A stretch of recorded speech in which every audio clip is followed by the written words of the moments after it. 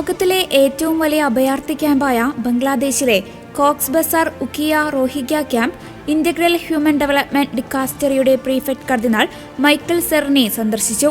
November 1 മുതൽ 4 വരെ ബംഗ്ലാദേശ് സന്ദർശിക്കുമ്പോഴാണ് 11 ലക്ഷത്തിലധികം റോഹിംഗ്യ അഭയാർത്ഥികൾ താമസിക്കുന്ന ക്യാമ്പ് കർദിനാൾ സന്ദർശിച്ചത്. കാരിത്താസ് ബംഗ്ലാദേശ് സംഘത്തിന്റെ നേതൃത്വത്തിൽ നടന്ന സന്ദർശനത്തിൽ ആരോഗ്യം, മനുഷ്യാവകാശം, വിദ്യാഭ്യാസം, തൊഴിൽ പരിശീലനം തുടങ്ങിയ മേഖലകളിലെ സേവനങ്ങളും കർദിനാൾ വിലയിരുത്തി. ഫ്രാൻസിലെ ദോസുലയിൽ സ്ത്രീക്ക് ലഭിച്ചതായി പറയപ്പെടുന്ന ദർശനങ്ങളെ തള്ളി വിശ്വാസകാര്യങ്ങൾക്കായുള്ള വത്തിക്കാൻ ഡിക്കാസ്ട്രി അധ്യക്ഷൻ കർദിനാൾ വിക്ടർ മാനുവൽ ഫെർണാണ്ടസ് കഴിഞ്ഞ ദിവസം ലിയോ 14 പാപ്പയുമായി നടത്തിയ കൂടിക്കാഴ്ചയ്ക്ക് ശേഷമാണ് വിഷയത്തിൽ വിശ്വാസ കാര്യാലയം വിശദീകരണം നൽകിയിരിക്കുന്നത്. ദോസുലയിൽ ഉണ്ടായെന്ന് പറയപ്പെടുന്ന ദർശനങ്ങളുടെ ആധികാരികതയെ നിരസിച്ചുകൊണ്ട് ബയോ ലിസ്യു രൂപതാധ്യക്ഷൻ നൽകിയ അഭിപ്രായമാണ് വത്തിക്കാൻ ശരിവെച്ചത്. 1972 1978 ഇടയിൽ മദലൈൻ ഒമോ എന്ന സ്ത്രീക്ക് ദോസുലയിൽ 49 ദർശനങ്ങൾ ലഭിച്ചു എന്നായിരുന്നു അവകാശവാദം. തെക്കുകിഴക്കൻ തുർക്കിയിലെ പുരാവസ്തു ഗവേഷകർ ഉർഫ കാസിലിൽ ക്രിസ്ത്യൻ രചന ആലേഖനം ചെയ്തിട്ടുള്ള മൊസൈക് തറ കണ്ടെത്തി. ഗ്രീക്ക് ഭാഷയിൽ ആലേഖനം ചെയ്തിരിക്കുന്ന 1500 വർഷം പഴക്കമുള്ള ക്രിസ്ത്യൻ മൊസൈക് തറയാണ് കണ്ടെത്തിയിരിക്കുന്നത്. മൊസൈക് ബൈസന്റൈൻ കാലഘട്ടത്തിലേതാണെന്ന് ഗവേഷകർ വ്യക്തമാക്കി.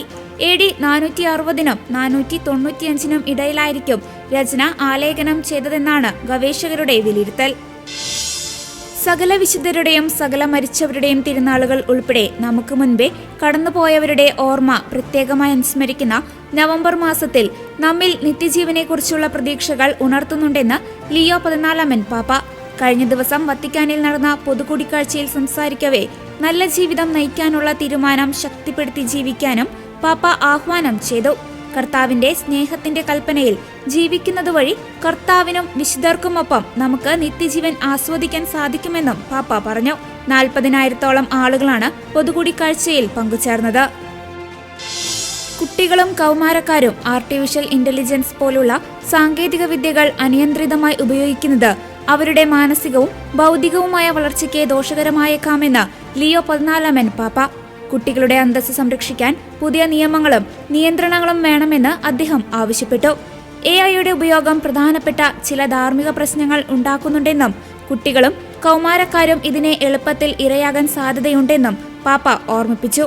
പരിധിയില്ലാത്തതും നിയന്ത്രണമില്ലാത്തതുമായ AI ഉപയോഗം മനുഷ്യന്റെ തനിമയെയും പരസ്പര ബന്ധങ്ങളെയും തകർക്കുമെന്ന് പാപ്പ മുന്നറിയിപ്പ് നൽകി.